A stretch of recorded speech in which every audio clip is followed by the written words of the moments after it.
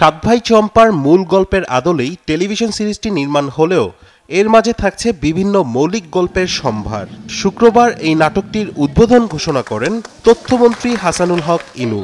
সাত ভাই চম্পার যে ধারাবাহিক নাটকটি আপনারা তৈরি করছেন, সেখানে কথোপকথনে কথাবার্তায় সমাজ জ্ঞানেরই কিছু প্রতিফলন থাকবে এবং সেই দিক থেকে আমরা মনে করি যে সাত ভাই চম্পা বাংলাদেশের লোকজ সংস্কৃতি, আমাদের যে আবহমানকালের সংস্কৃতি, তারই একটা প্রকাশ রূপ আমরা সাত ভাই চম্পায় দেখব। যদিও রূপকথাটি এক, কিন্তু আমাকে এখনকার প্রজন্ম এই সময়ের জন্য পুনর্নির্মাণ করা যেতে হচ্ছে। এখানে সব আধুনিক কলা কৌশল, টেলিভিশনের সবগুলো মাধ্যম এখানে ব্যবহার হবে এবং সবচেয়ে ব্যয়বহুল বাংলাদেশের টেলিভিশন সিরিয়াল হচ্ছে এই সাত ভাই। আমাদের নির্মিত সিরিজ যেন বিদেশে আমরা প্রচার করতে পারি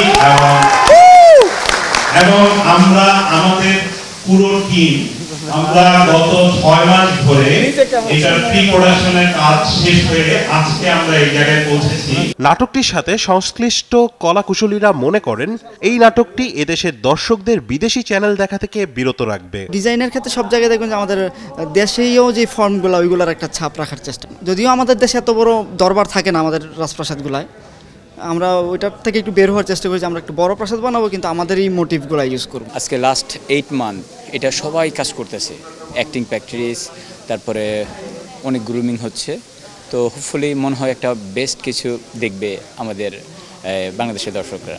সাত ভাই চম্পা উপলক্ষে বিএফডিসি 2 নম্বর ফ্লোরে বানানো হয়েছে বিলাসবহুল সেট নির্মাণে প্রাধান্য দেওয়া হয়েছে দেশীয় মোটিভ। নাটকটি নিয়ে উচ্ছ্বাসিত অভিনেতা অভিনেত্রীরাও।